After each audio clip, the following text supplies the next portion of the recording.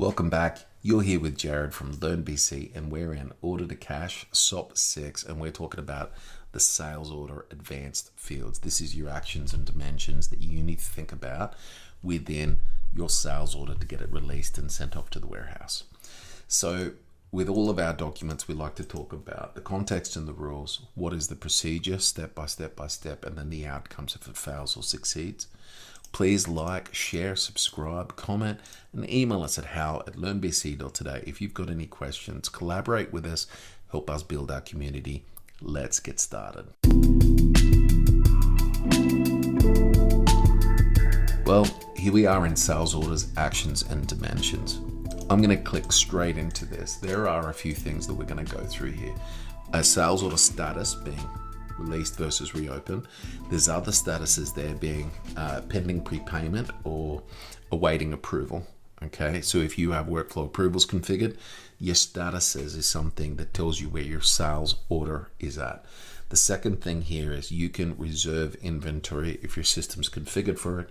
The third thing here is when you go to release, if there's an approval workflow enabled, which I have enabled, okay, it's going to turn around and stop you releasing it unless you've gone and asked for approval.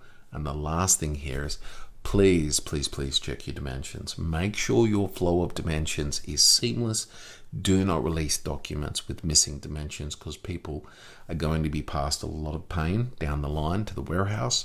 When they touch it, they'll be able to pick it up and do a pick. But as soon as they go to process that warehouse shipment and ship it, it's going to fail and push them straight back to you. Okay, so really, this procedure is the sales order's here. We're ready to get it sent. We're sending it off. And so the order needs to be locked for processing. That means inventory reserved or the dimensions must be there. They've got to be applied and we've got to send this off. And if we need an approval, we're going to go get a workflow approval. So a couple of things here. Release locks the document. You can't change anything on it, okay? Released on the document effectively locks it out. If you want to change an address, any details, you reopen that document to get it back open to be able to make those edits, and then you can release it again. Dimensions drive reporting. You need to make sure your dimension flow, you're familiar with it in the business. Dimensions are like a tag that we put on your documents and they flow into it. And sometimes you may have a value you need to put on your sales document that's specific for your company. And if you don't do it, you're going to have a problem. Okay. And the last thing here is missing dimensions will cause a problem. Okay.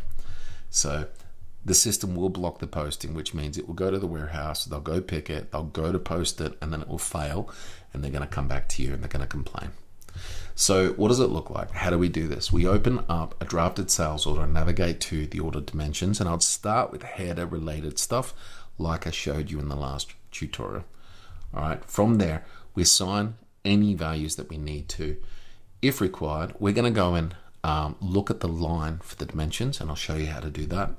Then we're going to look at reserving the stock, and I'll show you where that is. Lastly, we go and release. Now, if there's an approval workflow required, it's going to throw an error, and we'll go through that as well. Let's go take a look. We're back here in Business Central. Sales orders. I'm going to create a brand new sales order for Additum. Okay, I'm going to work through my header fields. The date is fine, okay, but the requested delivery date for this customer is the 21st, all right, and the purchase order number is ABCD1234. Nice and simple. All right. Now, I'm not going to touch the lines yet. The customer wants this on the 21st. Therefore, the shipping date we're suggesting might be the 19th, 2 days earlier, okay? And from here, we go down into the shipping and we're going to choose an alternative address of Additum and make sure we've got our location we're shipping it from selected. It'll either flow from the customer, this will all be defaulted, or you have to set it on every single sales order. So once we have that selected, we need to check the items that we're going to put on this order to fill it out. And I'm going to just select the Athens desk and the Paris chair, and I'm going to put 50 and 50, just like that. Now, we now have a sales order. We could go to where we were at the last, and our statistics all look good, okay? Now let's check the advanced features, order, dimensions, and I can see here an area is passed on to this from the customer dimension and customer group. The location card has passed us, like it's a flow field has flowed into the sales header from the location. And then the salesperson card, Jim Olive, it's flowed in from him to the sales order. So we've got these 5 dimensions without doing anything. Now, there may be dimensions, for example, like department, and it's required. You can't process this without actually selecting your department. All right. Now, when we set this up, we try to set this up so salespeople don't have to think about dimensions. You need to think, if you're doing an implementation, how you keep this. And please go watch our master data and our chart of accounts set up on dimensions to get the full context. Now, I've changed the dimensions. Do you want to update the lines? Yes. All right. Now we're going to look at the lines, and from the lines, related dimensions. And it's different for each line because you could have different dimensions. You might have a product dimension that came from the item and it flows into the item from the product, and it's different therefore on every single line. So that was quite straightforward and simple for us to get to our dimensions. But what if I wanted to reserve? I can go to functions and I can click reserve. And if reservations is configured, you can auto reserve or reserve from the current line, and you can use those features to now allocate that stock. Now, we don't have any that we can reserve at the moment.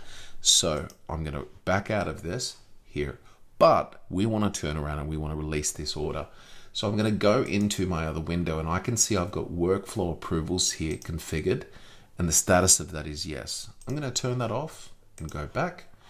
We're going to go back to our sales order, and here it's open. It belongs to me. If I go home and I click release, there are unposted prepayment amounts. Okay, so I'm going to go actions.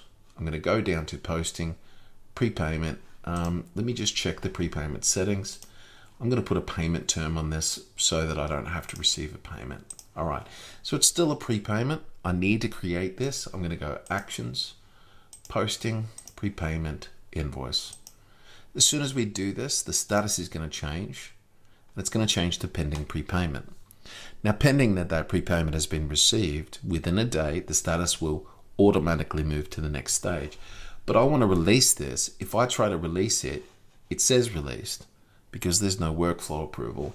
If I click reopen, it's going to open for me and I can edit. So let's say I want to change this to I'm not going to change anything because we just did prepayments, but I could change the value, I could change the quantities, and then I could re-release the document. And that now shows on the warehouse screen as a sales order for them to go ship. All right, let's take this back a step. Let's now go back into workflows, turn on the sales order workflow approval. Here we are.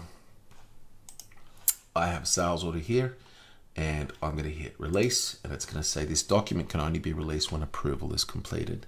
So the approval is available under request approval. I set approval request. Okay, here we are, and it's gone and sent it. And if I look in my approvals, I can see the approval chain, who's approved it, or which status it is sitting in. At the moment, it's automatically approved because I'm the sole operator in this system. I've approved it, and as soon as it approved, it changed the status automatically to released. That's pretty cool. All right. Now, what if the customer, let's go out of this situation. We talked about this in our last conversation. Let's say that Additum has a credit limit of 150,000. Okay. I'm going to go back. I've added a credit limit to the customer's account, and I'm going to add a new sales order.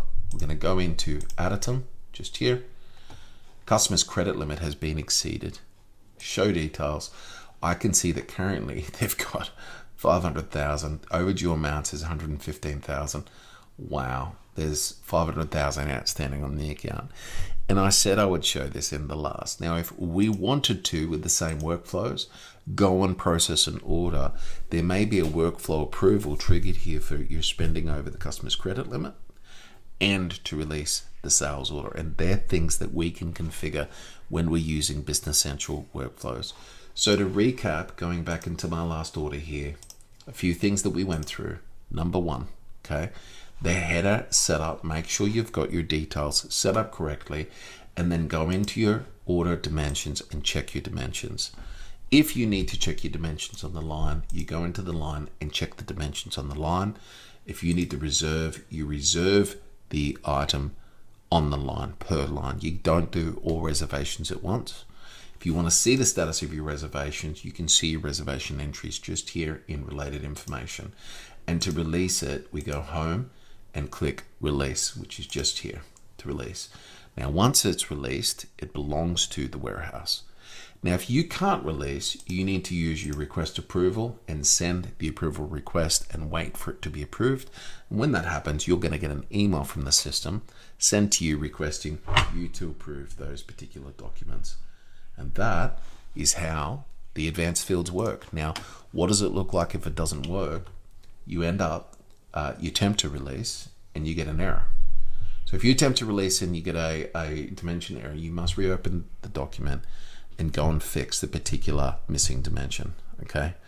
All right, you don't want documents going out to the warehouse with missing dimensions. And if it's gonna work, you'll get no errors. You go straight to release status, and guess what? It locks the document, it sends it off, and the warehouse, they have it on their dashboards. They know that they've got to get that out of the system. So in summary here, we've gone through and applied dimensions to the order and the header lines. We've reserved specific inventory. We showed you how to do that. Triggered a workflow approval, okay, which is pretty cool. And we released the order to lock it for processing.